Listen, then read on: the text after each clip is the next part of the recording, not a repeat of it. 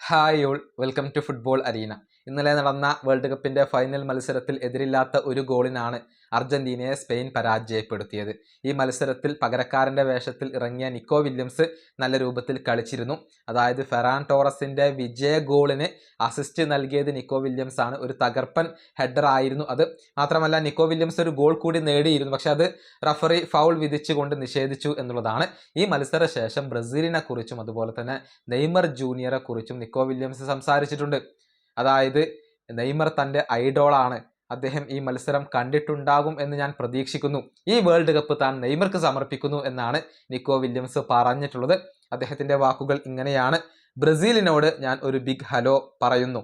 ഞാൻ വളരെയധികം ഹാപ്പിയാണ്. വളരെ മനോഹരമായ ഒരു കാര്യമാണ് ഇവിടെ സംഭവിച്ചിരിക്കുന്നത്. നെയ്മർ എൻ്റെ ഐഡോളാണ്, അതും മനോഹരമായ ഒന്നാണ്. അദ്ദേഹം ഇത് കണ്ടിട്ടുണ്ടാകുമെന്ന് ഞാൻ പ്രതീക്ഷിക്കുന്നു. ഞാൻ ഈ വേൾഡ് കപ്പ് നെയ്മർക്ക് സമർപ്പിക്കുന്നു. ഇതാണ് നിക്കോ വില്യംസ് മത്സരശേഷം പറഞ്ഞിട്ടുള്ളത്. അദ്ദേഹം വളരെയധികം ഹാപ്പിയാണ്. ഈ ട്രോഫി അദ്ദേഹം തൻ്റെ ഐഡോളായ നെയ്മർക്ക് സമർപ്പിച്ചു എന്നുള്ളതാണ്. ഈ വേൾഡ് കപ്പിൽ വേണ്ടത്ര അവസരങ്ങൾ നെയ്മർ ജൂനിയർക്ക് ലഭിച്ചിരുന്നില്ല. മാത്രമല്ല കരഞ്ഞുകൊണ്ട് അദ്ദേഹത്തിന് ഈ വേൾഡ് കപ്പ് അവസാനിപ്പിക്കേണ്ടി വരികയും ചെയ്തിരുന്നു. അതേസമയം സ്പെയിനിൻ്റെ ടീമിലേക്ക് വരുമ്പോൾ ലാമിൻ യമാൽ, നിക്കോ വില്യംസ് എന്നിവരൊക്കെ നെയ്മർ ജൂനിയറെ വളരെയധികം ഇഷ്ടപ്പെടുന്ന, നെയ്മറെ ഐഡോളായി കാണുന്ന താരങ്ങൾ കൂടിയാണ്.